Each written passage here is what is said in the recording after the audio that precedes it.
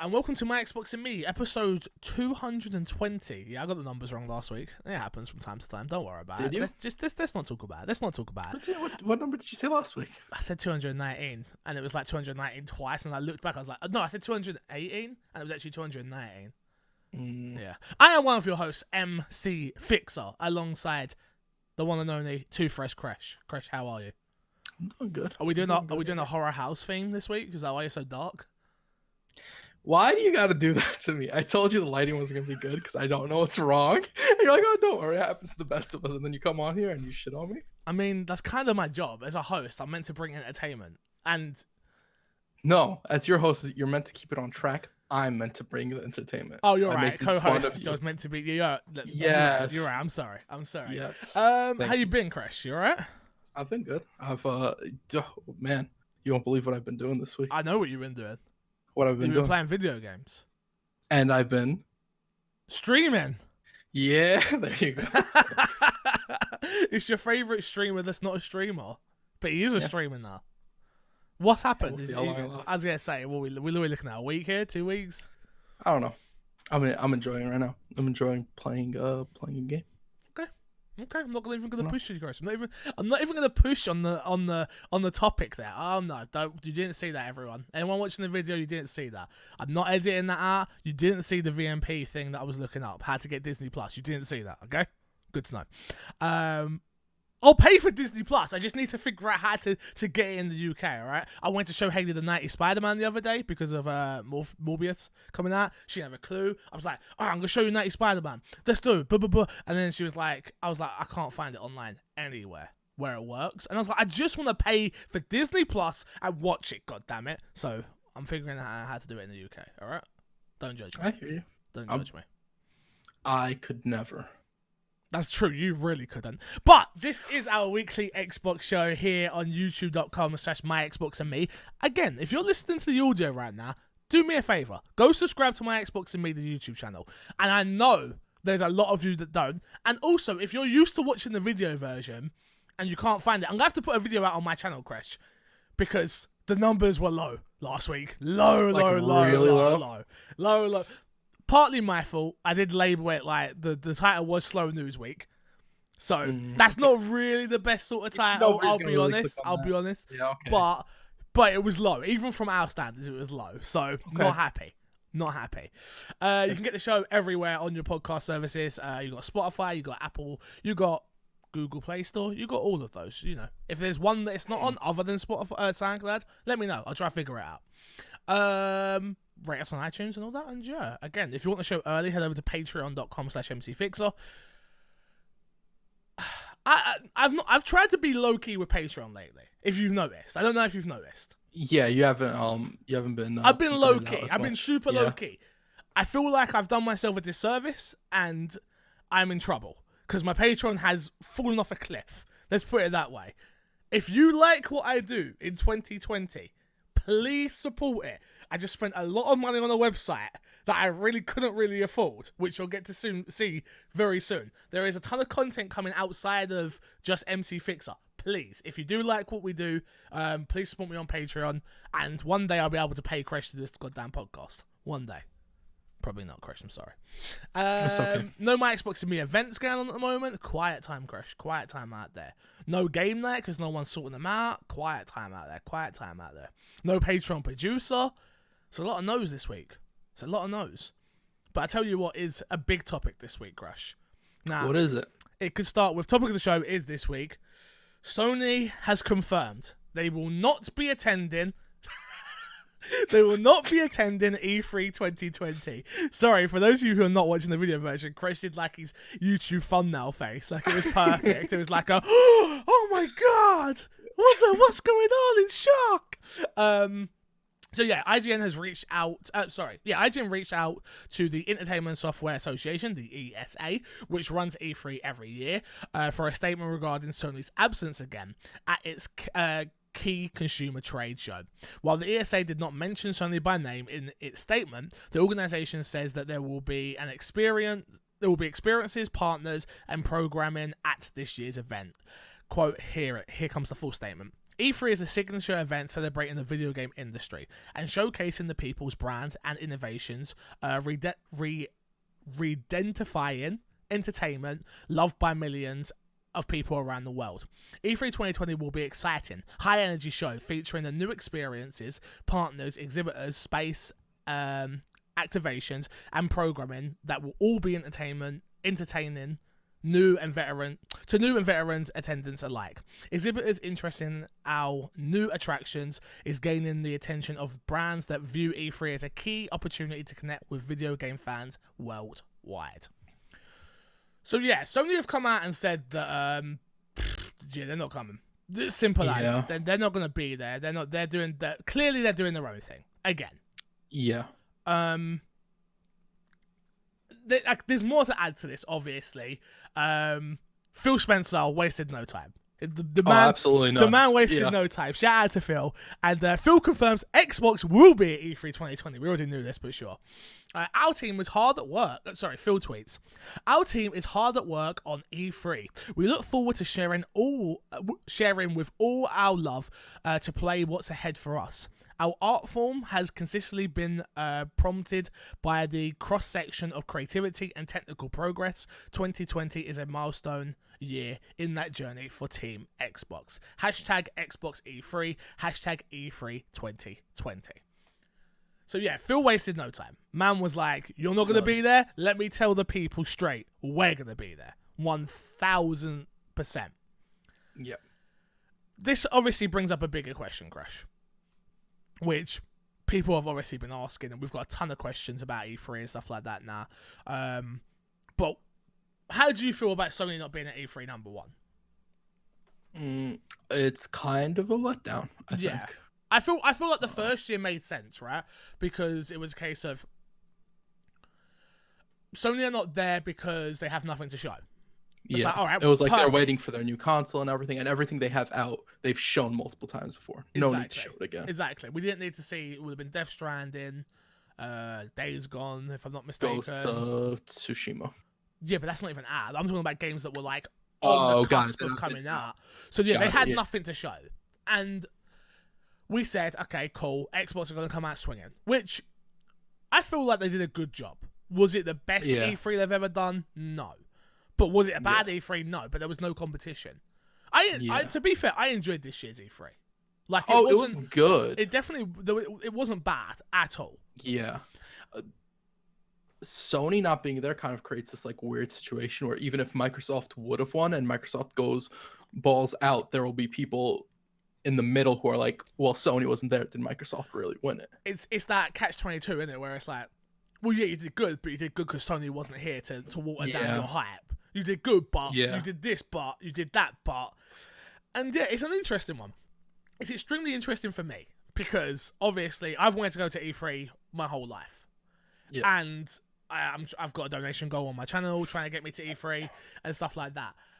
And I feel like this is the last year that we're going to see big companies really support it.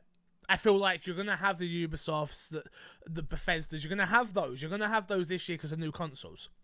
Yeah. But I feel like next year, the year after this, 2021, it's done. I feel like Xbox have the Xbox VR. So they can do their own show in LA whenever the hell they want. I feel like Inside Xbox now is its own circus where it can go from America to Mexico to London to England to wherever, and that sort of appeases that audience in a way. It's like a mini E3. It is. It like maybe I'm got my Xbox goggles on because I was there, and it was such a fantastic show. Like from top to bottom. I'm not talking about the actual showcase. I'm talking about being there in the show, playing games, all of that. Yeah. As someone who wasn't there, I don't know if it has the same impact as E3. No. Like, I don't know if they had as heavy punches. So you think they don't go to E3? Saying, I don't think they'll be at E3, but think about what I'm saying. Think about Xbox E3, not E3 as a whole. Right. Do you get what I'm saying? No, Like, if me and you, we rock up at E3 tomorrow, yeah? I get it. And it's like, okay, Yeah. well, they've got the Microsoft Theatre that's not even in the same place as the rest of E3.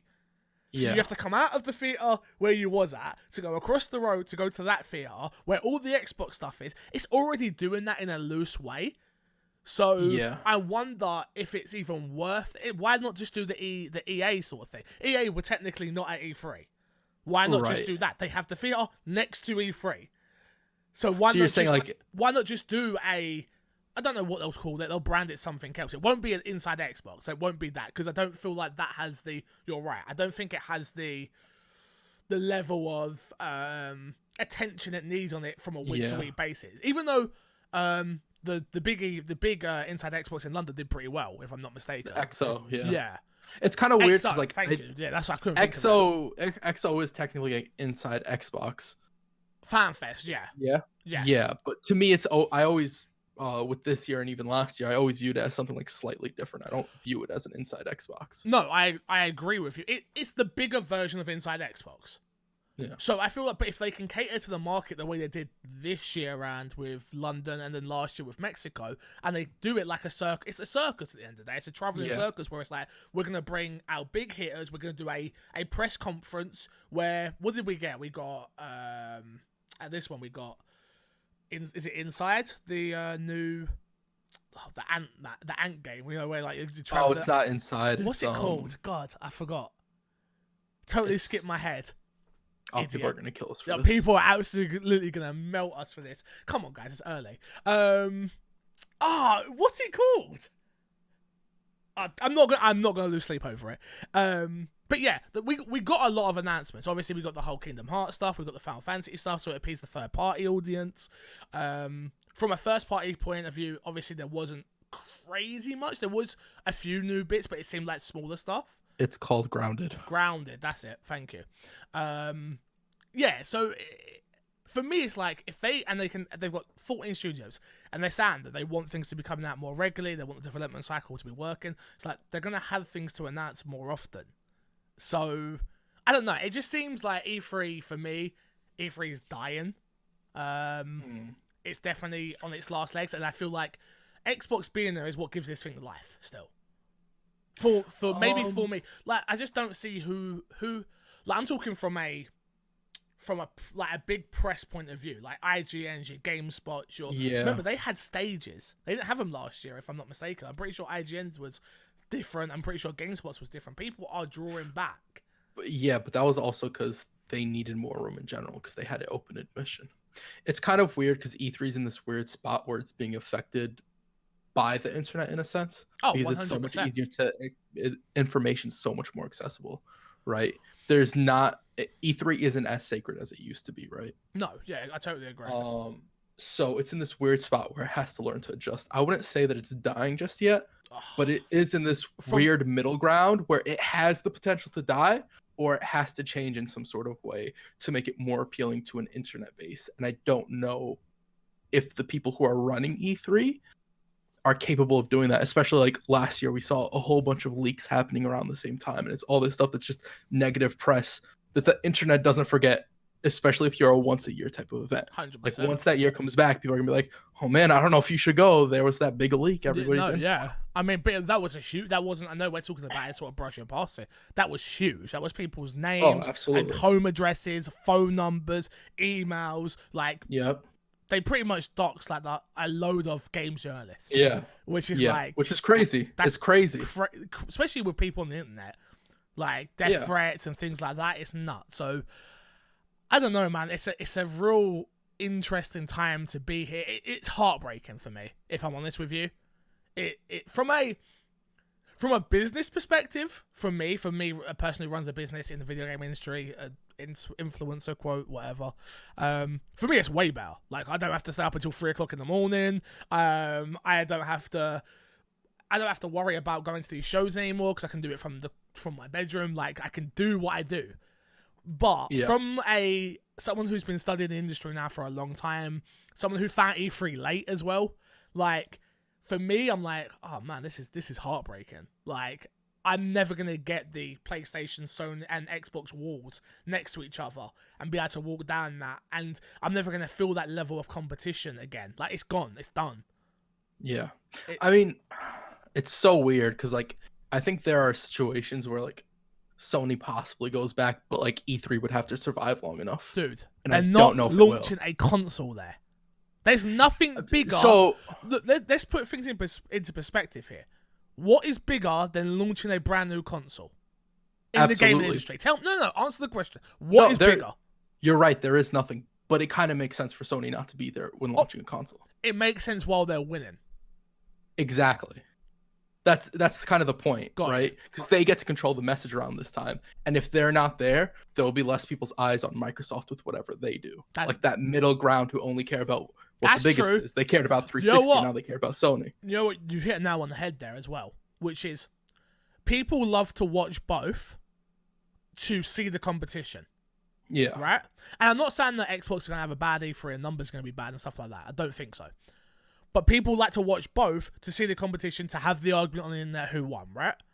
If you take away Sony from that, then all those people that are diehard Sony fans are not even going to bother to watch the Xbox conference. Yep. And it'll be a boost for like people like IGN and My Xbox and Me and things along those nature, right? Where they report on the Xbox news. They'll get a bump on the news side, but E3 itself won't get a bump, and Microsoft itself won't necessarily get a bump, right? Yeah. At that point, they'll be viewing it with rose-tinted glasses on whatever side they want to see it, right? Yeah. It makes me sad. It makes me sad inside. Oh, absolutely. That is E3 of 5 years ago is gone, and we did see it drawing back, and like I say, I don't know. It's sad. It makes me upset. I'm sorry. Yeah. It's one of those things, though. I mean, there's nothing you can do about it, really, if we're being honest. We got some fan emails. Fixer sack be full Kresh, so let's answer some of these. We'll start from the bottom, actually, which is I saw on the My Xbox and Me page that someone posted an article from IGN saying that Sony won't be at E3 again this year. My question has a few parts. One, assuming that Xbox does have a presence at E3 with the new console, does that give Microsoft the upper hand? Two, what would you like to see from Microsoft at E3 this year? And finally, as much as I enjoy E3, is this type of big conference slowly making its way out the door in favor of things like more regular things just such as Nintendo Direct or Xbox XO20 and the likes? As always, keep up the great show. Cheers, guys, from El Dozo. So, obviously, multiple part there. We'll start at the top, which is, assuming that Xbox does have a preference, does it have the upper hand? No. I don't think it does have the upper hand, strictly because just because Sony are not going to be at E3 doesn't mean that Sony are not going to be not going to do their own show, which is going to have millions upon millions of views and press there. People will fly. I'll be honest, if you look at the way the industry's been this gen, it's always, if you list the game that's coming multi-platform, it starts with PlayStation. Always. It's PlayStation 4, Xbox, blah, blah, blah, blah, blah, blah. Like, no, everyone is, no matter what it is, if you are in the industry, your IGNs, whoever it is, you're going to rush out to go and get to this Sony conference. The rumor is February that we're going to get a conference. Prices, leaks, and stuff like that. Doesn't matter about this show, if I'm being honest with you. So I didn't see the point in putting it in. It has nothing to do with Xbox, so who cares? But I don't know, man. A part of me is strange because the rumor is that Sony are going to come out at February, announce the name, the pricing, the console, show it, specs, yada. That gives Xbox a lot of time to maneuver. Yeah. I don't see them going that late, if I'm being honest. What do you mean late? That's early, Feb. Oh, this February? Like next month? Next month, man. Bro. Oh, can I be honest? I thought we were like way later in the year. I'll be honest. We're only 14 days into the new year, that's brother. Crazy. I don't think they go that hard with all that announcement. I don't think that's smart. No, I here's the thing. Like, I think Sony saying they're not at E3 is a chess move. I think even if that was a leak, I think that leak was purposeful. That is another chess move. At this point, both of them like have equal footing to win, and I think they're just playing chess at this point, seeing who moves and who flinches when they do whatever it is. Hypothetically speaking, though, Yeah. Sony come out at February, announce the price, the specs, yada yada yada. Obviously, we know the specs are locked in now for both consoles. That's never going to change, right? Yeah. But pricing is the one thing that can change. Do you think if Sony come out at $500, $499, it would never be $500, $499, which is the rumor? Do Microsoft stay at five if that's what their pricing is, or do you think they will try and undercut and take a loss on the console just to have the cheapest console on the market? I think whoever goes second goes for the undercut. That's what I would do. But you're talking millions upon millions of dollars and pounds loss. Yeah, but it's one of those things where like you don't make as much money from selling of consoles as you do selling of units. Well, you always lose money on consoles at the start. Always. You always lose money on them. So it's like, how much do you want to lose to win the console war? And that is very beneficial to you to winning that console war, right? I've got to be honest. We're only touching the surface on stuff that's going down on the new consoles today. We've got plenty of news coming up. But we'll stick to the question. Do Microsoft have the upper hand? I don't think either of them have the upper hand. No. I agree. I don't think so either. It's too early to tell. Xbox will be there. We know that now. Sony won't. I don't think it gives them the upper hand. I really don't. Number 2, what would you like to see Microsoft do at E3 this year? I mean, it's got to be new IP for me, or rebooting of IP. Fable. There's a story out there at the moment that's not been. There's a story out there rumored that Fable's like been confirmed. I read the article. It didn't say confirmed, and I was like, Joe, what? I'm not even going to bother putting it on this week. But you need a strong launch lineup. Number 1. Which is what scares me the most about this new console, because we know all of those games are coming to previous consoles, which we'll get into in a little bit. Strong launch lineup, strong third-party support. I want to see load times. I want to see UI. I want to see... they're the bits that sell me, personally. Because, again, I've got an X. And you've told... Right. Again, I will go over the story again, but they pretty much have come out and said that all launch title games will be playable on the Xbox One. OG Xbox One, no matter what you've got. And I've been saying this for how long, Kresh? Like, people, if you listen to this show, you know. This has been my biggest concern. Not that I don't think this is a consumer-friendly thing, not that I think this is a bad move, not any of that. But for someone like me, I run an Xbox podcast. And I am still sitting here going, so why am I buying this new Xbox? So the reason, what you've got to do at E3 for me is show me the new dashboard, show me load times, show me the different... It needs to be the Digital Foundry, it needs to be like that. It needs to be side-by-side graphical comparisons between the X and the Series X, or the One and the Series X. Like, they need to sell this thing to me. Yeah, I like... It's kind of weird. We'll talk on one of the points that I was going to talk about later, which is the whole, it's going to be on the Xbox One and the modern Xbox, that's whatever. It's kind of weird because like they have to have a unique UI now, and I think the route they're going for is a uniform look for everything. Yeah. Which is actually kind of troubling with a new console. Not that I don't think hardcore gamers will get the newest Xbox because they like tech. Yes. But the problem is, how do you get the regular consumer like, oh, here's an Xbox One and here's an Xbox Series X, and they look the same for all extensive purposes except the box. Except for the plastic machine that you put on the side, yeah. Yeah. So it's... Yeah, I don't know. I can't honestly sit here and say to you what I want feature-wise and stuff like that, because I'm never good at that thing. You need to... I like it when I see it. I can't like... Yeah. For me, it's a case of it's strictly load times. If Sony have already come out and shown us load times on Spider-Man. And they showed us a while ago, mind you. So the rumor is the Series X is more powerful than that, blah, blah, blah. It's like, all right, cool. So you're going to show me load times, number 1. You have to show me load times. Like I said, you have to show me the dashboard. Everything else beyond that, I just don't know. I want a new IP. I don't even think like I'm talking about software. I'm talking about like the console side of things. From the game side of things, it needs to be... I need new IPs. I need something in every genre. Yeah. Low times, the perfect game to show that off with is Anthem. Bring back Anthem with new low Shut up, fool. We're not talking about Anthem at E3. Jesus. EA might, but we ain't. I hear that. Yeah, I don't know. That's to have the upper hand. They just got to show me what this machine can do.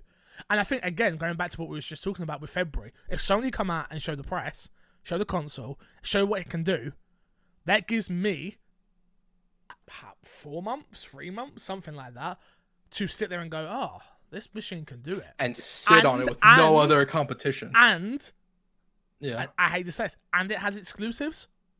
So there's a reason for me to buy it. Like, if it's a case of, if they come, let's be serious. If Sony come out and say, oh, we've got, I'm going to use Horizon Zero Dawn 2, comes out launch day with the PS5, but you can play it on PS4, they're done for in my head. They're done for because I only buy PlayStation exclusives.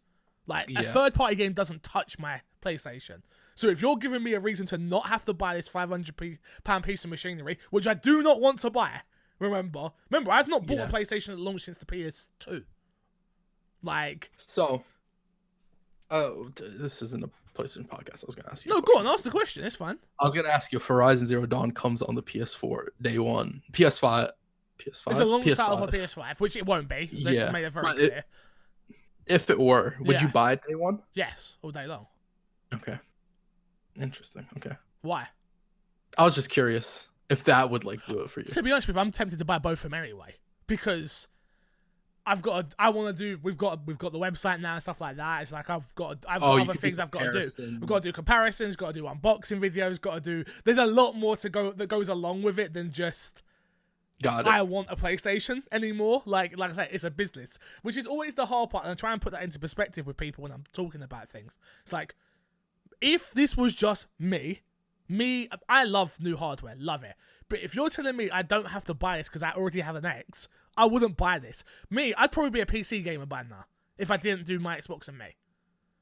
You've been very tempted a few times. Loads of times. And that's just because Xbox have made me there's no reason for me to buy Xboxes regularly. Apart from the UI, apart from the friends list, apart from things like that. But all of that is on PC. So I would have probably maneuvered differently. But I run an Xbox podcast. This is what I do for a living. It's different. Do you know what I mean? It's different. I could have jumped shit a long time ago. I could have. Yeah. But I don't know, man. We already know we're getting Halo, Forza. I expect Halo, Forza. I expect Fable. And then I want 2 new IPs. I want 5. I want 5 games to make me buy this thing and show me the reason why I'm buying this thing as well. I don't need 2 new IPs. I need 1 new IP. 1 big new IP and then 1 like smaller. I didn't say the size. I just said I want 2 new IPs. So what if they're like 2 small AA? IPs? Yeah, that's fine with me. Like 2. Not AA. Like what? Microsoft has no indie-ish size. What? Double Fine. Cool. A Double Fine game. Perfect. Okay. What's that? That's AA. It wouldn't be. That's not indie anymore. They're not indies. I said indie-ish. You know what I meant by indie. So what's indie-ish to you? Cuphead. Cuphead's not indie-ish. Indie-ish. Are you nuts? What is Cuphead? AA. Indie-ish. You're crazy.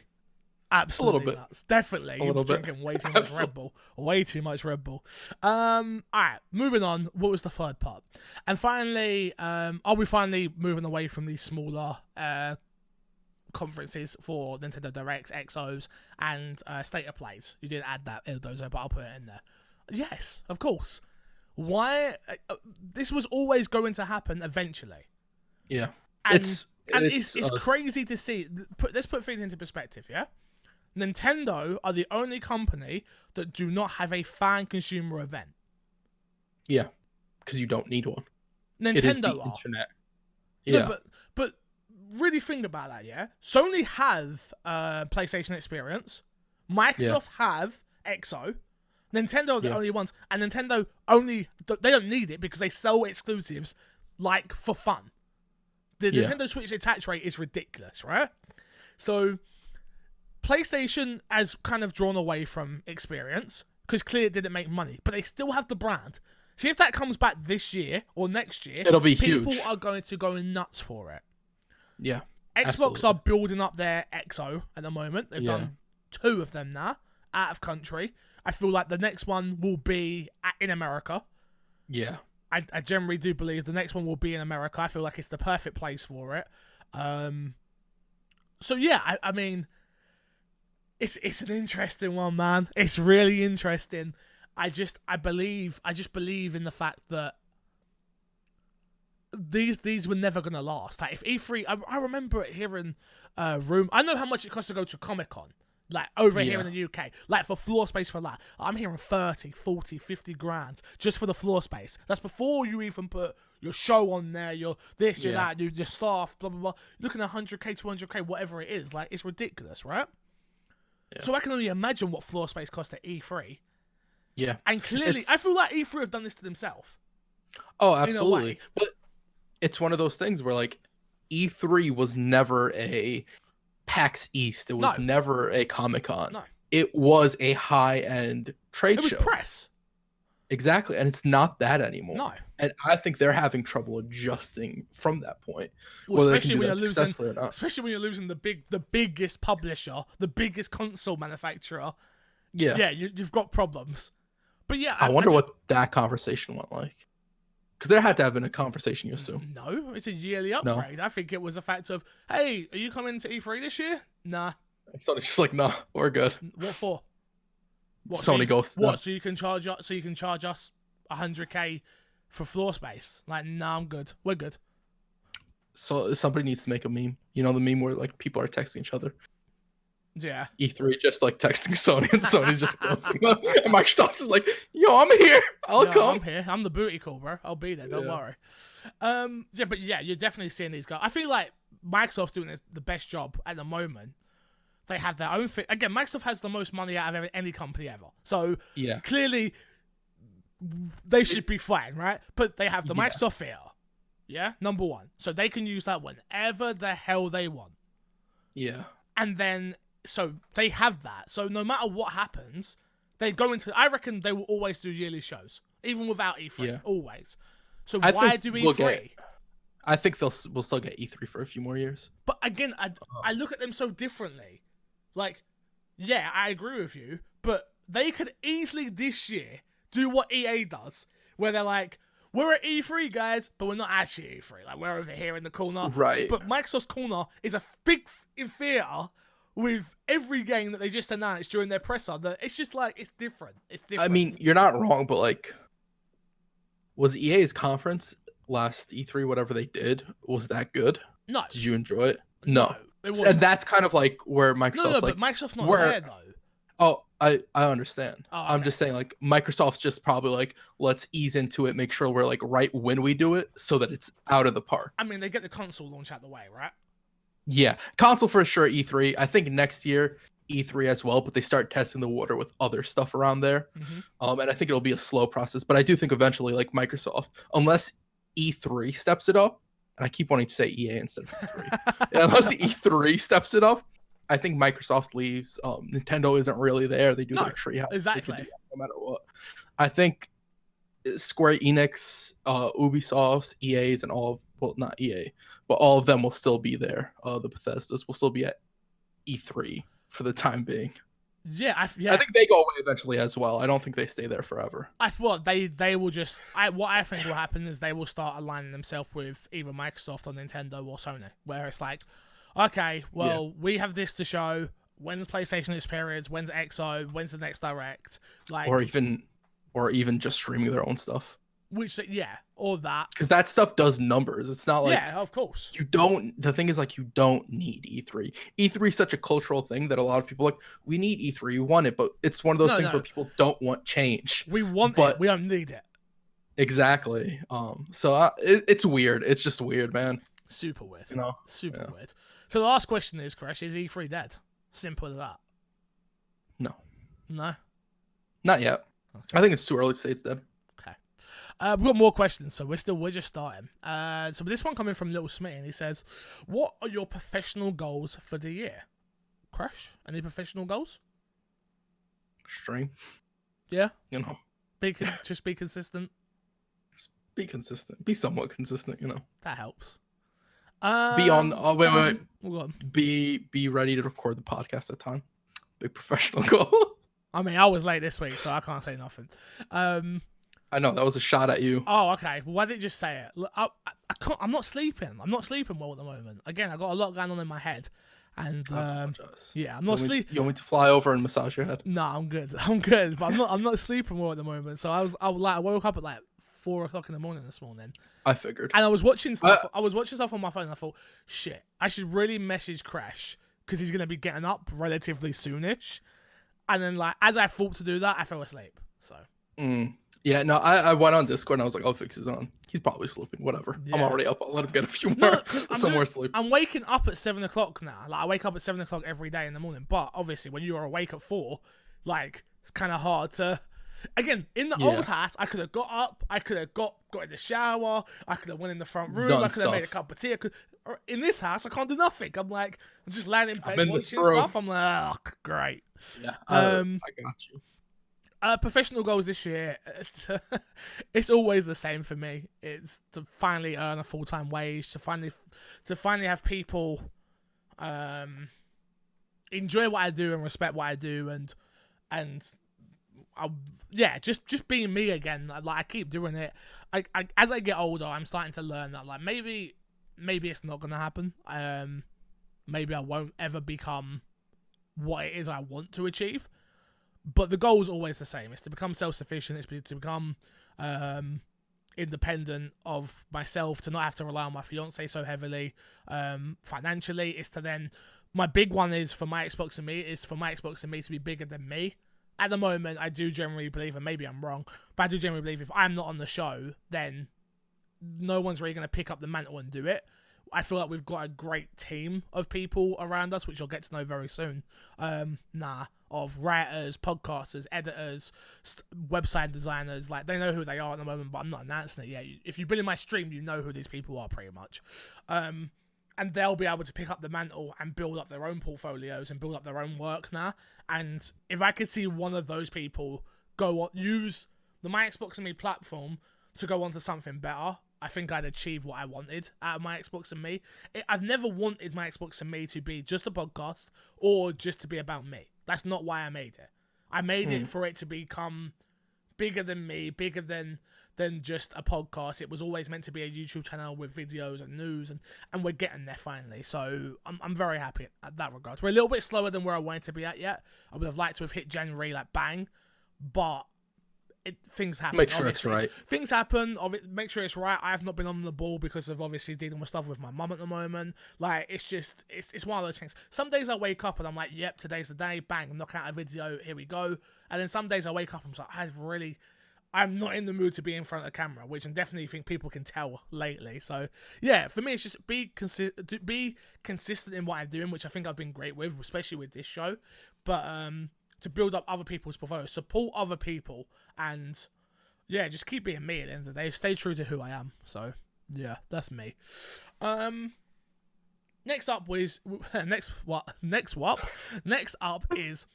the Xbox Series X on the way, what features/games do you think will make people go out and buy it day one?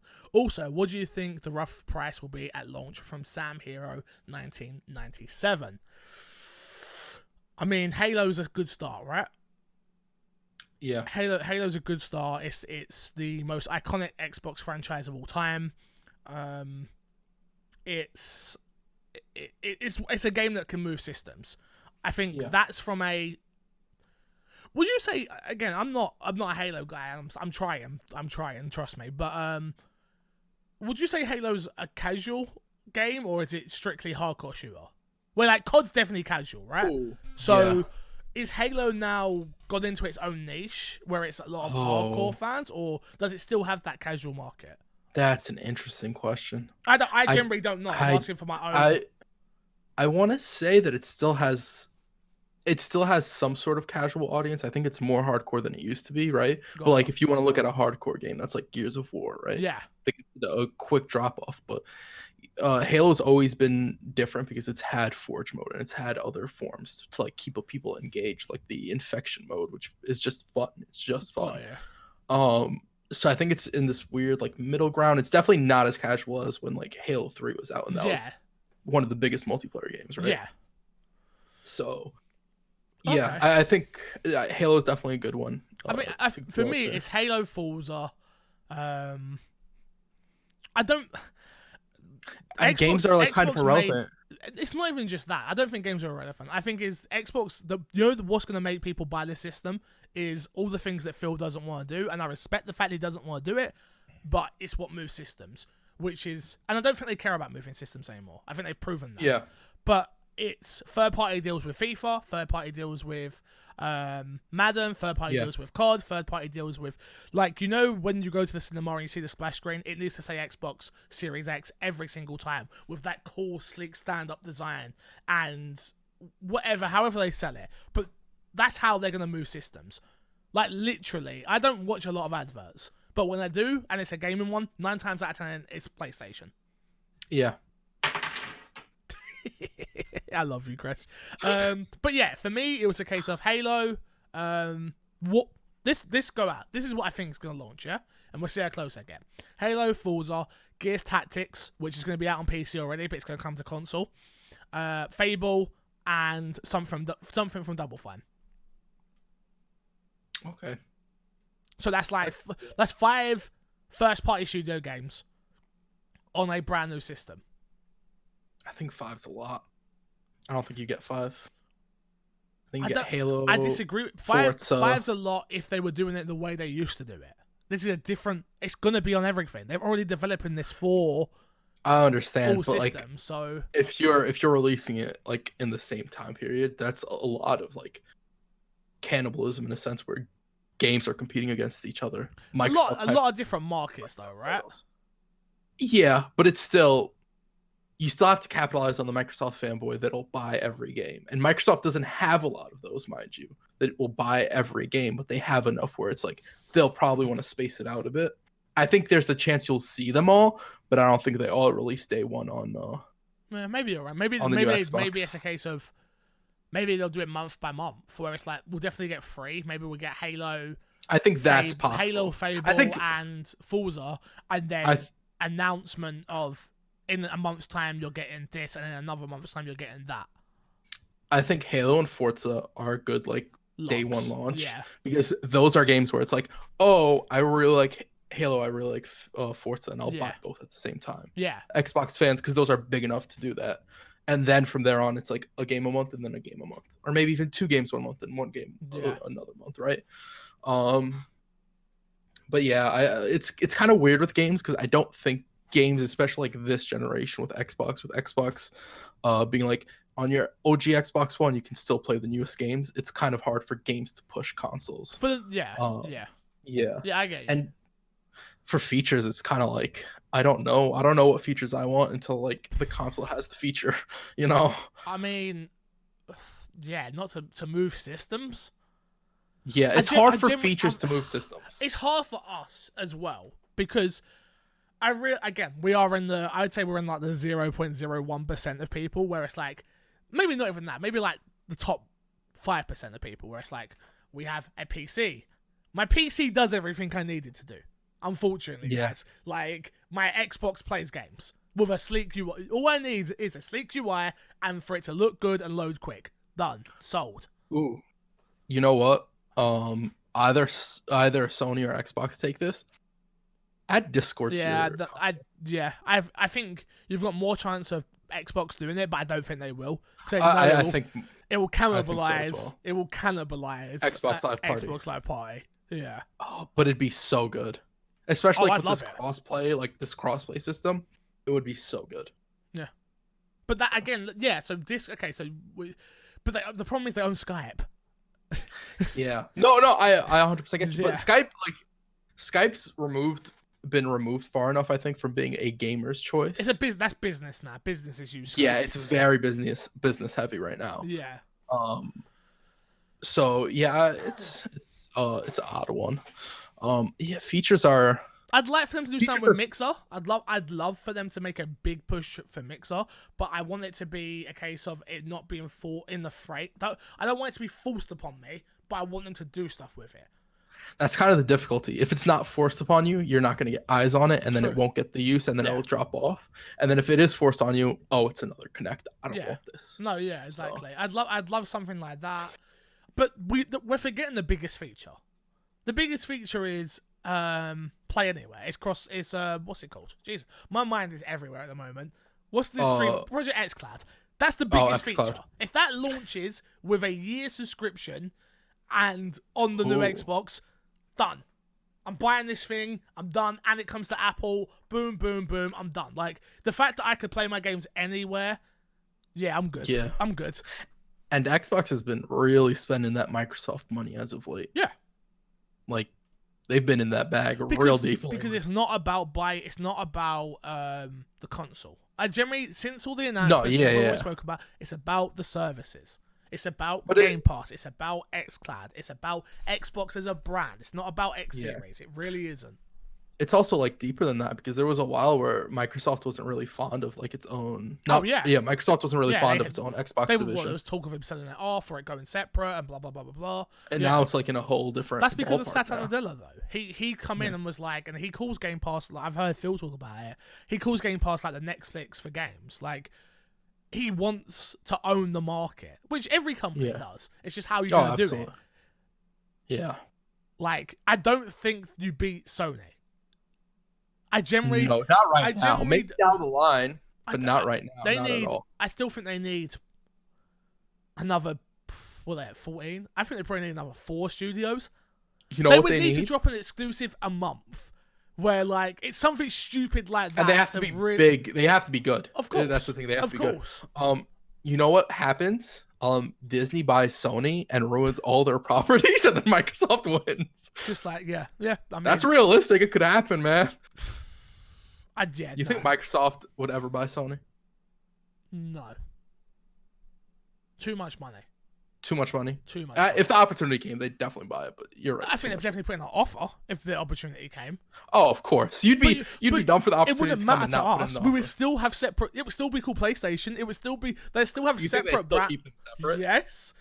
It's like over here, like, I don't know how it works over there, but like, we've got like Asda and Sainsbury's and stuff like that, which are all food stores. They're all owned by the same company. They all sell at different prices. It's like, you guys are the scummiest scum of the... Like, it's kind of wild. It's artificial competition. You have to make it for it to even work. Like, it's kind of weird because you'll go into like a Whole Foods, which we're talking about Whole Foods, but it's whatever. And you'll go and there will be like the branded seltzer waters and whatnot. And there'll be the no-name seltzer waters. And you find out, oh, it's made by the same exact company. 100%. Except one's like 10% the price of the other. And that's like, what? Yeah. That's kind of crazy. It's nuts.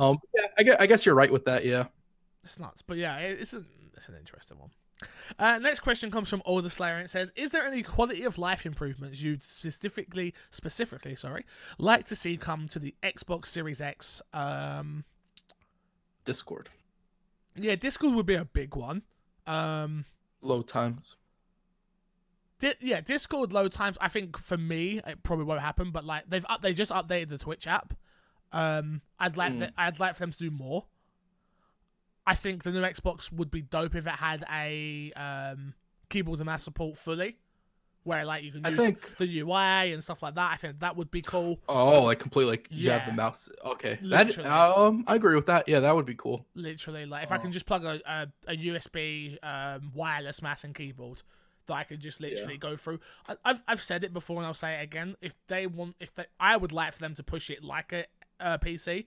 So it does have Word, it does have Excel, it has all of that, where it's like, I literally the way I turn on my PC and use it, I can do that with an Xbox. I think that would be really cool. But again, people will say exactly what I think as well, which is, but then just buy a PC. I have one. It's just one of those things. I don't even think it's that. I think it's like hard for Microsoft to like warrant doing all that work. Because most people wouldn't use those features. But they've already. I don't think it's that much work. Is my point. Where it's like, I'm not talking about even Word as the app. I'm talking about Word Online. Just let me download Google. But you can do that. Yeah, you can. You can use Edge and go. Word Online. 100%. I agree with you. But it's not quality. We're talking quality of life. That's the question. Yeah. I want it to be more seamless, where it's like I don't have to use You Edge. want them I to can put work into it. Yeah, but everything's work. If we're being honest, Yeah. I want them to make. I want them to make significant improvements on things that I don't even think I would use it. And I think that's part of the problem. Is you're gonna do all this Nobody work, would use it. But it's a quality of life thing that it might get used. And again, I don't think you can do things for mites. Yeah, it's kind of hard. You know the biggest thing I want? I want them not to do what they did with the damn Xbox One and put everything in menus and ruin the UI. The 360 UI was brilliant. They've got to a good place with the one, but it's still not perfect. What? You didn't like Xbox 360 UI? I don't think it's that much better than the current Xbox UI. It took you like 10 clicks at this. You'll forget. No, put on your. Think back.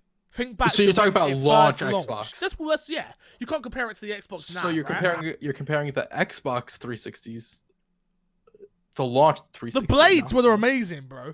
I don't know where you're at. The blades were amazing. I guess. You don't think the blades were amazing? I don't think they were that crazy. Let me tell you. Here's what I'm gonna say. Amazing. I haven't been impressed by a console UI since the PS1 days.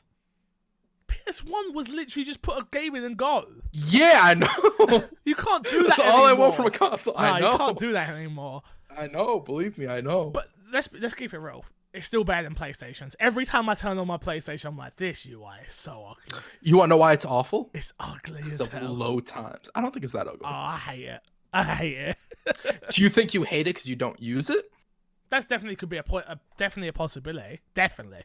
But I hate it. I don't think it's that bad. I think it's better than the PS3s. I don't think it's that bad. I don't think it's that great. But I don't think that for the Xbox One either, or the 360 one, or the PS3 one. Mm-hmm. I don't think. You know what had good UI? The Wii.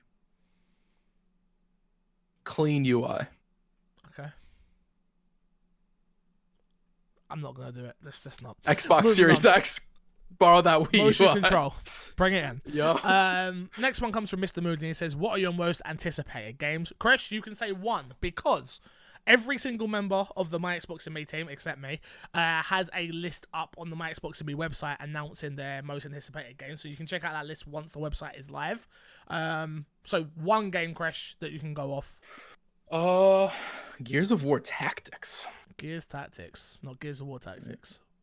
Gears I always add the of War. Yeah. I even had it in the article and I had to take it off. Yeah. I was like, oh man. I was reading it. I was like, something's off about that. What is it? Gears of War Tactics. Doesn't sound Gears right. of War. Gears Tactics. Yeah. It just. Oh man. But yeah. I love XCOM. I love Gears of War, and this is just a perfect mashup between the two that we've seen so far. I'm really interested to see like what sort of unique approaches they take to the franchise as well. Yeah, again, I didn't realize there's gonna be a story. That got me hyped. Now that like 40-hour story, I'm like, wow, XCOM had a story? I didn't realize. Like, yeah, XCOM had like a full story, and it's interesting because you'll make these characters and you'll grow attachment to these characters, and you'll send them off on missions, and then you can get those characters killed, and it'll create this weird, deeper attachment to the story, I think, as well, which will be really dope. Cool. Yeah. For me, my most anticipated game right now is Marvel Avengers. I've said it before. I say it again. I miss Marvel Heroes Omega so much. I know this isn't the same game, obviously, but I'm hoping it's gonna have that. They can get this so wrong. They can get this so wrong, but if they get it right, it could be a game that I play constantly. With new characters, they could get it so wrong, they could microtransaction the crap out of it. There's so much they could do wrong with this game. But at the moment, it's my most anticipated game because I'm clamoring for a Marvel game. I love the Marvel universe. That's a universe that I love. And we haven't got many great games in it. Even Spider-Man's gone on sale the other day on PlayStation. And I'm like, I might play Spider-Man again. I might just start it again. Like, I really like that game. So I'm like, it's a good game. Yeah, I just if we can get a solid story from a unique perspective of like something I'm not a comic reader just because comics are really expensive. And yeah, I'm really looking forward to it. And from what I've played, I enjoyed it.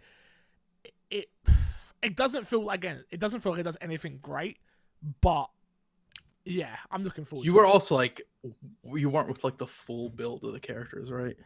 Well, no, obviously it's the base tutorial. Yeah, that's what I'm saying. Like a lot of times in games where you're like unlocking abilities and whatnot, you don't really get a feel for it until you have a decent amount of abilities. Yeah, but just this moment-to-moment gameplay for me Got was it. its problem. It was the fact of like throwing Thor's hammer and it coming back. It's not the same as God of War. Even like flying around as Iron Man doesn't feel that good. Like the best character felt Scarlett Johansson, Jesus. Black Widow felt like the best character because it felt like even more tighter of Lara Croft. So, yeah, I don't know, man. That's my most anticipated game by far. I will have a video going up when everyone else has articles of my top 5 most anticipated games, so you can check that out soon.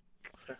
But yeah, next up from Tony, and it says, what does COD BR need to do and do right for you to play it long term? From Tony. Just needs to be good. I like, this is one of the things where like you could nitpick and say, I want this, and I want that. But like until you get it and you play it, you just won't know. It needs solos, duos, and squads. That's the only thing I'd be able to say. Pinging would be nice. Ping would be nice. A good progression system, a good battle pass strictly for the BR would be cool, especially after buying the battle pass now for Fortnite. I'm like, oh, okay, I get this now. So it's not... I always thought the battle pass for Fortnite was a case of you buy the battle pass and then you have to keep buying it every single time with real money, which maybe some of them are built like that. Yeah, there's definitely ones out there. And I'm sure Fortnite might be built like that, but the way I have done it, for me, I don't have to do that. Like next season, the Fortnite battle pass is going to come out and I've got more than enough V-Bucks to buy it. As long as I don't buy skins and stuff that I don't need. Like... I'm sure there's somebody out there who's had it since day one, the battle pass, and has never paid for a battle pass. Well, this is the first time I've ever put money into Fortnite. £4. I put £4 into it. I got a battle pass, and I've got enough V-Bucks for another battle pass. I'm like, yeah, for £4, I'm good. Don't get me wrong, they added like sour on for the skin and stuff, so I maneuvered it well. But yeah, I don't know, man. For me, it's just the gameplay's already there. Yeah, it's. The gameplay's, but like, hopefully they don't. I want them to not do the armor system they had in the last BR, the last COD, if I'm honest. Like, I'd rather individual armor pieces. That's exactly how I'd like it. My thing is like, it all depends. They could do individual armor pieces and not feel right. It all depends how they put everything together. Because a BR is a mixing pot of a lot of different things. Will there be vehicles? Will there be weapons? What type of attachments will there be? Yeah. There's so many stuff that could go right or wrong that can completely ruin an experience. But to get me play it long term, I mean, I love you, Tony. What? It depends. It depends on what you consider long term. Number one, get the community to play it with me. Number one, that would be, I'll play it more often if I've got people to play it with. Number two, if I'm any good at the game, will get me to play it more. Like if I'm not good at it, I'm not gonna play it. It's like there's so many things to go along with long term. Like in other words, Infinity Ward, if the first time Fix gets in a game, if you guys could just make it all bots so he wins, that'd be great. Real talk. Like, after playing with bots in Fortnite, I'm like, I don't love it, but it definitely made me, like, go, oh, I can learn the game now. Yeah. You know what's also better about Fortnite? Is you can get a lot of mats by killing bots. So you'll get to the end where you're like, I have 600 of different types of mats. I've never had that before. Yeah, Thank you, bots. That's true. So, well, that's just the start of this show, Kresh. We still got news. We still got plenty to come. But let's get into what's been in our box. What have you been playing? I've been playing a lovely game called Code Vein. Any good? Yeah. I really, really like it. From watching you stream it, like obviously I got you in the background while I'm doing other things, but I'm like, oh, he looks like he's having fun. He looks like he's enjoying this. I'm really enjoying it. I can I be honest? I don't think I've enjoyed a game this much since I played Devil May Cry. Gears of War, since I played Gears. Got ya. Yeah. What about COD? You gave COD Game of the Year. COD's a better game than this. Okay, I understand what you're saying now. All right, I'll allow it. I'll allow it. So what makes it good? Like, you didn't play it, obviously you didn't play it when it came, like, at launch. I wanted to, but it came out around, I forget what games came around it, but I remember I avoided getting it because there were other games that dropped around it. and they came out before, and I was already invested in them. I regret not playing this because in my top 10 list, I guarantee you this would have been somewhere in the top 5. Whew. Yeah. You know what that means? It would have pushed out? No, it wouldn't have. So shut the hell up. No, it wouldn't have. Yes. No. For me, yes. Nah. Resident Evil 2 would have dropped out of that number 5 spot to number 6. I would have dropped you out of this podcast real quick. I'm sure, but what can I say? So, yeah. So, but you're enjoying it. You've not finished it yet, right? I've not finished it. I think I'm relatively close to the end. I'm like at the last bit where they're like, oh, they lay it out like, oh, this is what you have to do to get to the end or whatever. Yeah. I don't know if there'll be like that surprise, but like, oh wait, you got more. A whole nother thing's been unlocked. Whole new map. Games do all the time, and I'm like, oh my god, if the game does that, I'd be fine because I genuinely you're enjoying it, yeah. But there are games where that happens, and it's like, are you kidding me? Yeah. I just wanted this to end. Yeah. But yeah, I've been liking it a lot. At first, it went from super easy because the AI is really strong to super difficult because the AI is really good, but like the AI will die really quick sometimes, and it's kind of like, okay, whatever.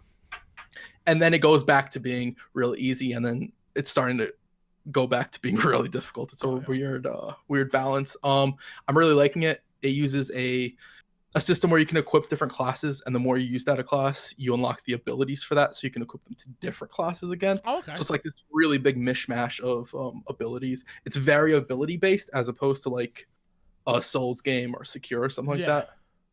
So are you building out your character with skill points and stuff then? You level up, and you can put points into your levels, which will overall raise certain stats, and then other than that, you can equip different weapons, which will give you different stats, and then also one different armor piece, which will also change stats. Got you. So there's a lot of mixing of like different pieces and stuff like that, which makes building kind of interesting. It does one thing that I really hate though. So when you're making your character, because you make your own character, you get to pick a voice, and when you're picking the voice, it actually has voice lines for when you're picking the voice. Okay. Like you'll test out voices, and the character will say a line. Yeah. But then when you're playing the game, the character never says a line. Oh. I haven't had my character speak or anything. Like she'll do like the grunts when you get hit and whatever. My character doesn't have any voice lines, which I don't like it when games do this anymore. No, I don't like that Legends of Zelda does that on the Switch. I don't like that games do it in general. I don't want it to happen anymore. I think that's an outdated method of Pokemon. Yeah. Yeah, Pokemon. What can you say? Pokemon's stuck in the past with so many stuff though. Yeah. Like voice acting's like pretty low on the list if we're being honest. Like Pokemon's behind a lot of stuff. But yeah. I ain't played nothing, man. All I've played is Fortnite. Like literally, that is it. Oh no, that's a lie. I've been playing Resident Evil 4 with Haley. I'm trying Haley Resident Evil 4 for the first time. She hasn't seen you play it? Nope. No, because I don't like Resident Evil 4 that much. Like she's seen me but play. I would have thought that you've shown. No, I did 1, 2. She's seen every single other one except for 4. So I'm finally showing her 4. She's not really into it either. Like, but that's kind of weird because you're not super into it. Oh, it definitely doesn't help that I'm not into it. Like, when you've got me like Resident Evil 2, where I'm like, oh my god, this bit hated. Oh my god, that bit, and then this bit, I'm like. Especially that's that thing. I also made a mistake in my save where I'm playing it where I've already unlocked all the guns.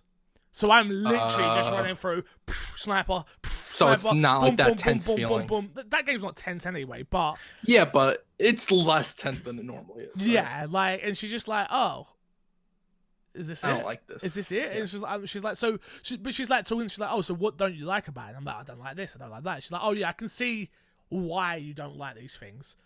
But yeah, she's just like, oh, yeah, all right. Like, I'll go to her. Do you want me to play it? And she's like, if you want. Like, if it's like she's not worried about it. I'm like, to be honest with you, Resident Evil 4 story, you don't need to know it. Leon does this, gets here, saves this, done. Like that's the story. You can make an argument that a lot of Resident Evil stories are like that. Yeah, you could.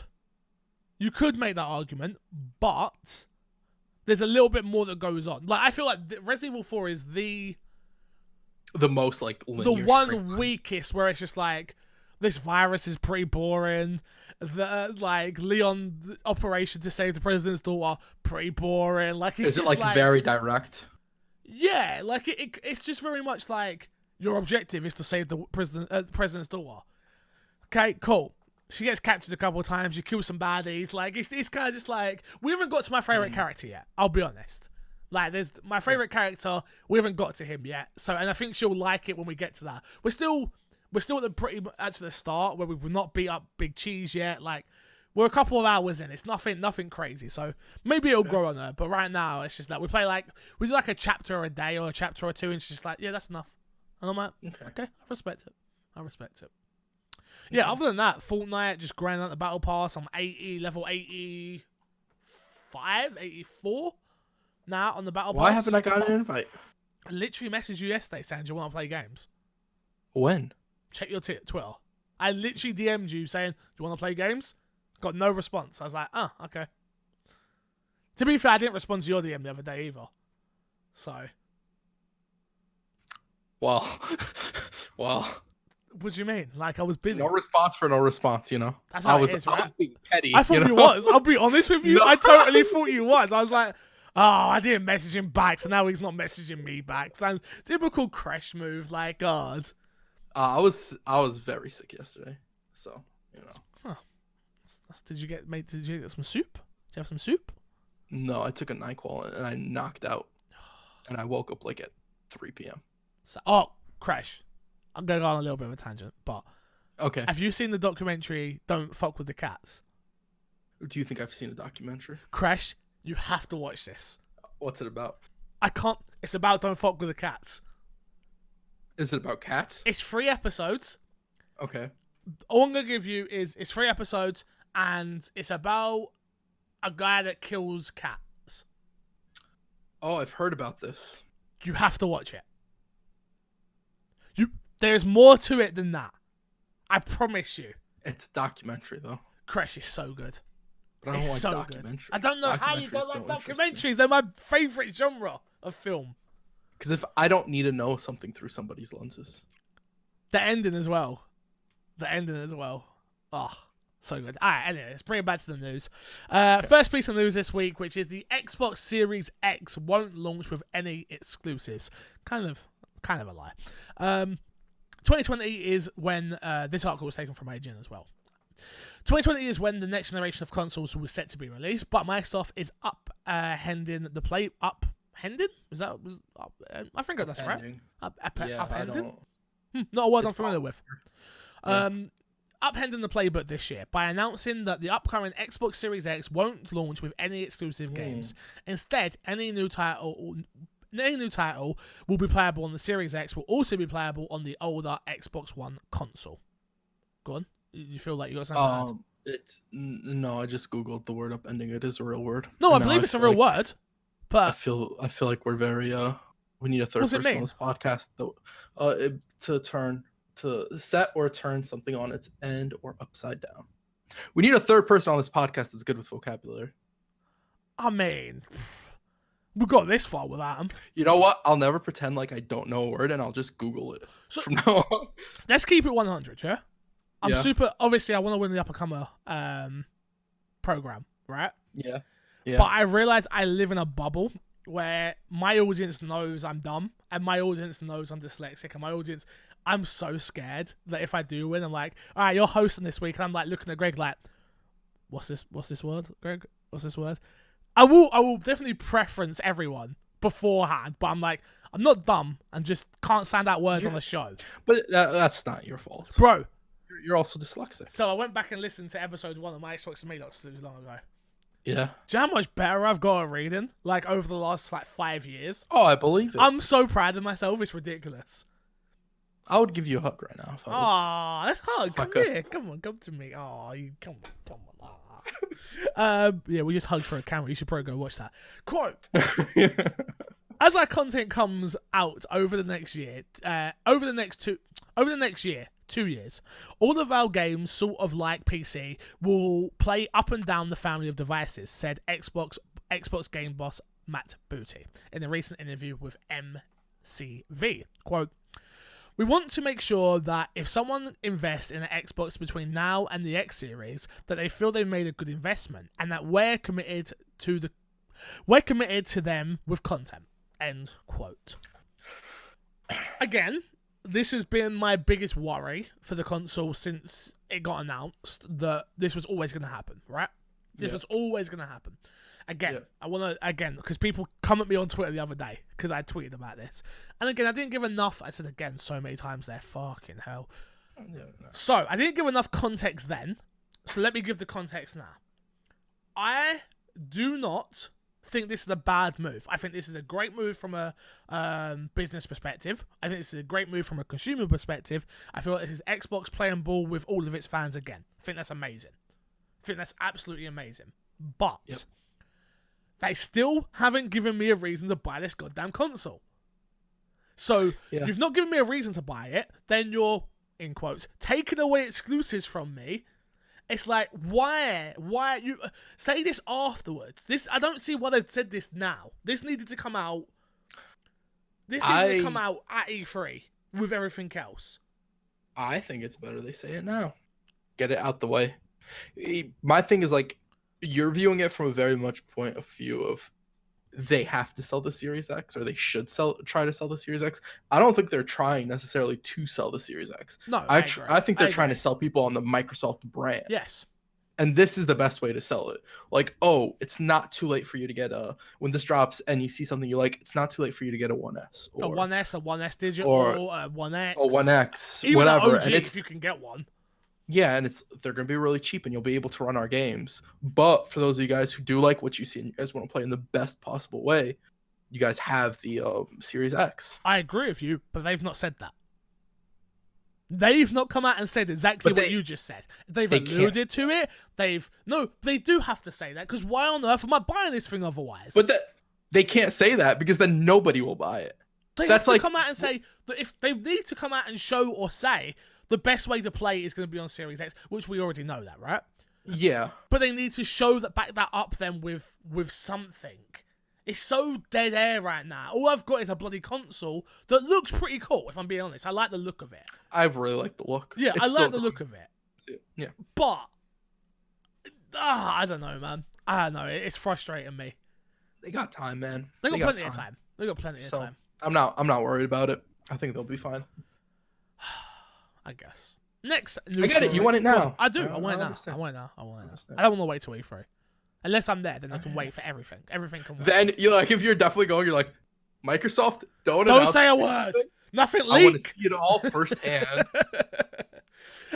Next story is Assassin's Creed Ragnarok. Gameplay, release date, story location, and more. This was written by IGN, and the writer was Joseph Knoop. Knoop? I hope I said that correctly. I'm trying to get better at giving people credit for the articles usually what I'll do is I'll keep the quotes where it sort of says, like, this interview was with IGN. But I don't think that does due diligence to the people actually writing the articles and stuff like that. So, because a lot of times it is freelancers and stuff. It's a lot of freelancers, a lot of people. So I feel like, and I saw, there was this podcast the other day, they'd run a podcast, they sell it on Patreon and stuff like that, and then they stole everything. They stole everything. Like, there was no originality. Oh, yeah. And I was like, what was it for? It wasn't video games. Yeah, no. I read about this. This was a while ago. Yeah, I can't remember exactly what it was, but I thought, I've never really thought about it, that I'm stealing people's work. And I am. Yeah. It's a skill I don't have. At least you're not, like, hiding it. Oh, no. But you could be more open with everything. Keep it more transparent. You gotta be more. It's 2020. Be more cognizant of what you're doing and try and change that. I've been doing this podcast for a lot of years, so let's give credit where credit's due to the writers. So shout out to Joseph on this one, written by IGN. Assassin's Creed Ragnarok is reportedly the next mainline Assassin's Creed game, if recent leaks are to be believed. Thanks to an alleged Amazon and GameStop item listing, we can summarize a few things about the next installment in the longer-running franchise. What's next for Ubisoft's biggest franchise? Read below, blah, blah, blah. Possible spoilers. I'm going to try and avoid the spoilers to the best of my ability, alright? So, as Assassin's Creed Ragnarok release date, Ubisoft has yet to confirm Ragnarok's existence yet, much less its release date. That said, like many big-budget video games, it's likely to release somewhere between October and early December, to the lineup in the holiday season. I think this is the October game, Kresh, don't you think? Like, previous Assassin's Creeds have released around that time, October, November. Yeah. Mid-October seems like a strong possibility with new content. I think mid-late October. Yeah. Especially because, like, Yeah, I think late October would be a pretty good fit for this. Yeah. What will Assassin's Creed Ragnarok gameplay be like? Ubisoft hasn't shown anything official yet. Blah, blah, blah, blah, blah, blah, blah. This is what it breaks down to in bullet points. So I'm going to read a few of these. I'm not going to read it all. If you want to hear it all, go to the IGN article that Joseph has written. So, first up, one that I already hate. Already hate it, Kresh. I think I like the one that you hate. Up to 4-player drop-in/drop out co-op, much like Ghost Recon Wildlands. New RPG mechanics, including a new class system, skill tree, changes based on the choices. You'll be able to change your character's class. More weapon types, and weapons can be upgraded with ruins. Special abilities for certain groups of weapons. Durability will play a role too. Rather than adrenaline, like players can activate a berserk mode that also activates ruin powers based on element types: lightning, fire, frost. Sailing is back with more focus of exploring than combat. Thank God. I love that if that's true. Because I'm one of the few people that doesn't like sailing in Assassin's Creed. They had it in... it was good in Black Flag. Was it? Yeah, I didn't play Black Flag, but I played the beginning of Black Flag and just wasn't for me. But yeah, that's that. Reputation system base on who, what, and where you are on conquest. So I like that as well. You skipped the biggest one. No, I was saving it for last. Okay, go ahead. Can I not run the show? You can. I'll let you run the show. Do you not love that one? Yeah, that's my favorite. That's why we're saving it for you. Okay,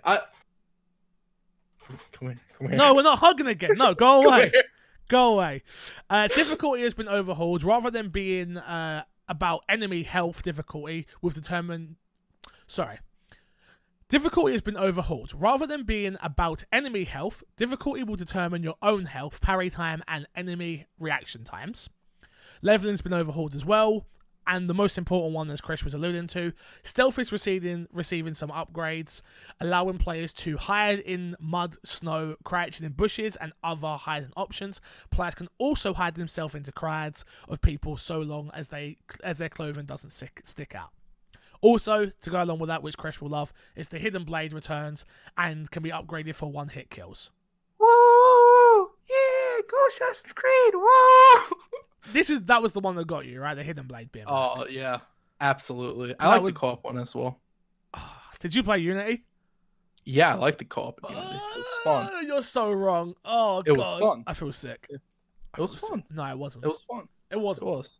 It wasn't. You had nobody to play with. That's why you didn't like it. I literally bought Haley an Xbox and she had it. So you played it with Haley?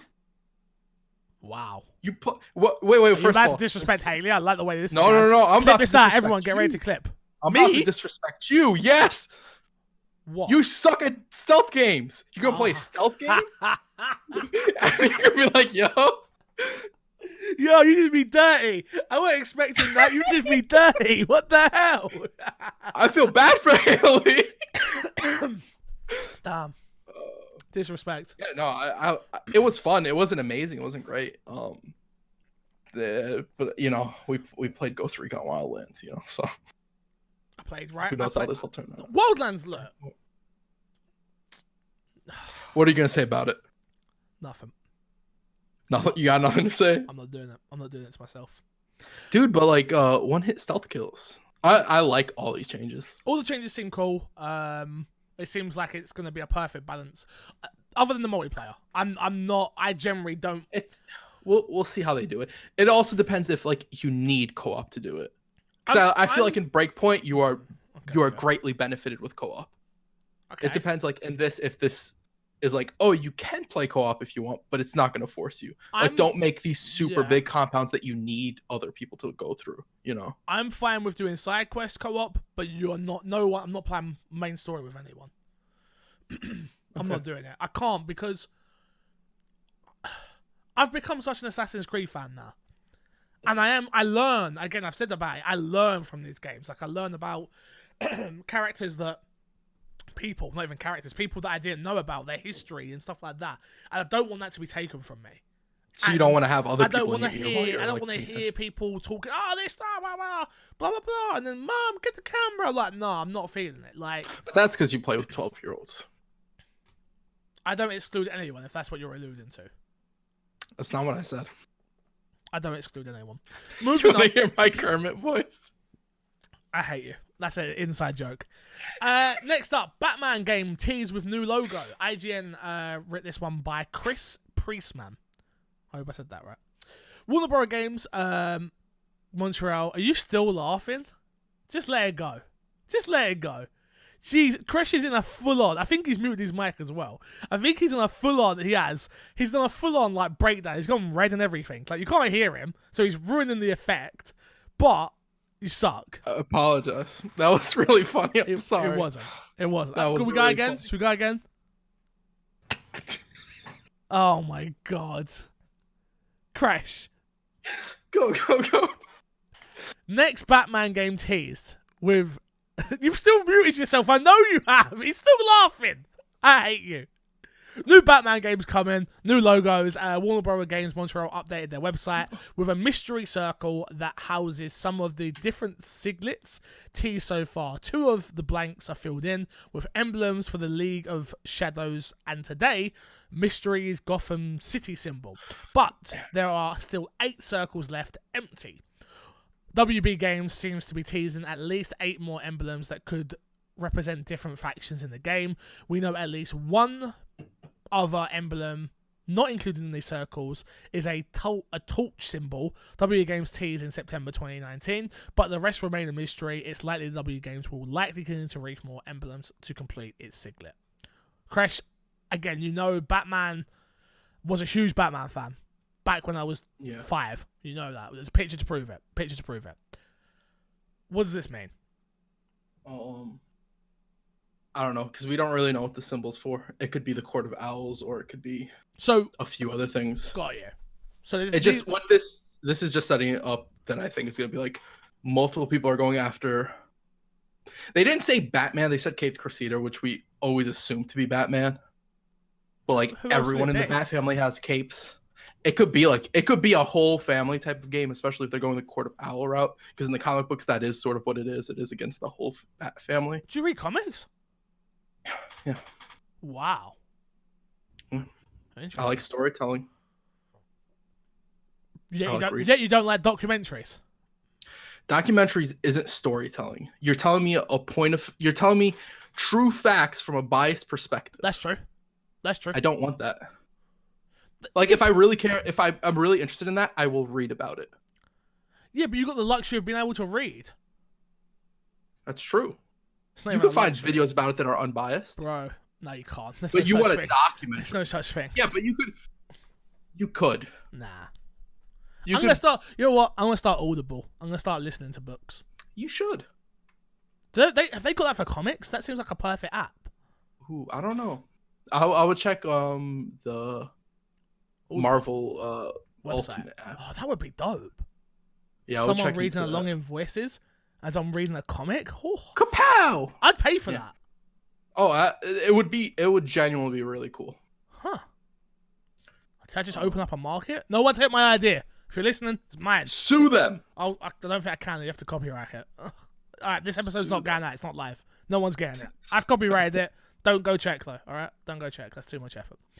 I mean, I'm looking forward to a new Batman game. I've said this year I want to play all the Batman games again, especially the best one. Yeah. The best one being? Yeah. Arkham Asylum, of course. Correct. Not Odyssey Origins, come on.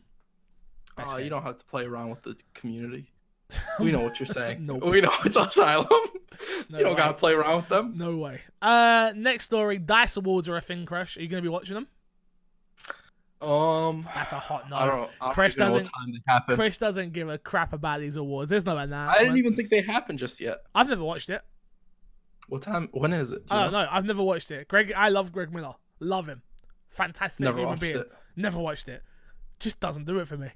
That's like the Golden Globes. I don't care. I read all the results afterwards. So do I, of course. Because I'm actually like I respect the results, right? Oh, they go into them with a clear objective. Yes. You know. Yeah. So let's read it out real quick. Okay. DICE Awards Game of the Year nominees: Outstanding Achievement in Animation, Call of Duty, Days Gone, Death Stranding, Devil May Cry 5, Luigi's Mansion 3. Outstanding Achievement in Art Direction, Call of Duty, Concrete Jungle. Wait, did you want to? Are we going to say who's going to win, or should we just go for them? Up to you. I don't. We've done this before, right? Let's just go for them. Outstanding achievement in art direction: Call of Duty, Concrete Jungle, Control, Death Stranding, Resident Evil 2. Outstanding achievement in character: Control, Jesse Faden, Death Stranding, Cleve Utton, Death Stranding, Sam Porter Bridges, Star Wars Fallen Jedi Order, Grease, and Untitled Goose Game, The Goose. Yeah, you agree with that one? Bro. That Goose, boy. Okay.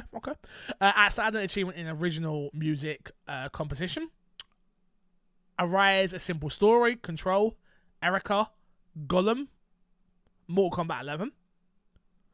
Outstanding achievement in audio design: Call of Duty, Death Stranding, Mortal Kombat 11, Resident Evil 2, Sayonara Wild Hearts.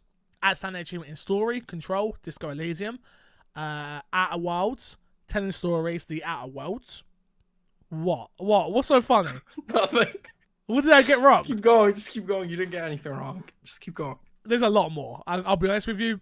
No, you honestly didn't get anything wrong. No, but we can stop there. There's a lot more. And then Game of the Year: okay, Control, okay. Death Stranding, Disco Elysium, Outer Worlds, and then Untitled Goose Game. There is a lot. Untitled Goose Game is up for Game of the Year and not Resident Evil. You could make an argument. I've not played it, so I'm going to shut up. You could, like, from the perspective that they go into, like, putting games up there, you can make an argument, and it's all because of Resident Evil 2's second act. You're such a troll. I'm not. You're such a troll. Scouts honor, honest to whatever, you don't honest to trust God. Scouts. Most of them are pedophiles. I shouldn't say that. I used to date a scout, and she wasn't a pedophile. But a lot of pedophiles get done from scouts. How old were you when you dated her? 17, 16. Oh, okay. And she was 16. Just had to make sure. Yeah. Just had to make sure. I was a scout. I probably shouldn't have said that. I was you were a scout? Yeah, I was a scout. And you play Minecraft?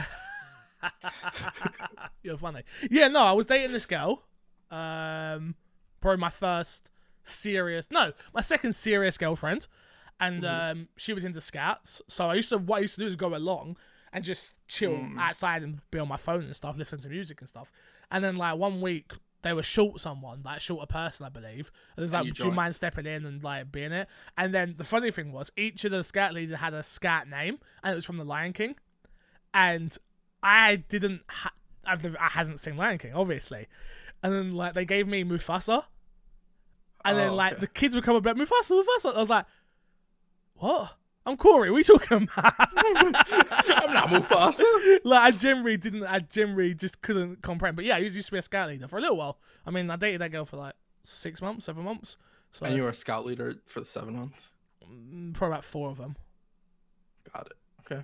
Yeah. What's so funny this week, Kresh? I'm opening my heart to you, and this is what you give back. It's not about this. I thought of a really stupid joke. Can you say it on there?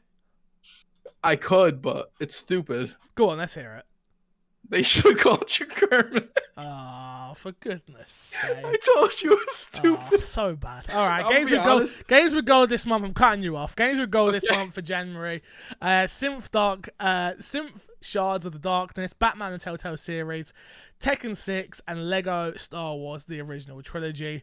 Let's plug, and get ourselves out of it. I swear, if you even mention Kermit during this plug, I'm done with you. I'm not mentioning it during the plug. Don't worry about it. This Friday, I'm gonna be playing Dragon Ball Z Kakarot. Dragon Ball Kakarot. Does it come out? Yeah, it's this Friday. Oh. On twitch.tv/Kreshnik. So if you guys were wondering what the gameplay's like or anything like that, you guys can hop on over there. Support on Patreon. Patreon.com/MC Fixer. Oh, okay. Shout out to him. Is that not for this podcast? It is. One day you'll get paid. No? I swear you'll get paid one day. Look, I'm trying to keep your lights on. Okay. My lights are definitely on. Yeah. Anything else? Okay. You can find me everywhere at MC Fixer. Yeah, that's it. I literally have nothing going on at the moment. I swear.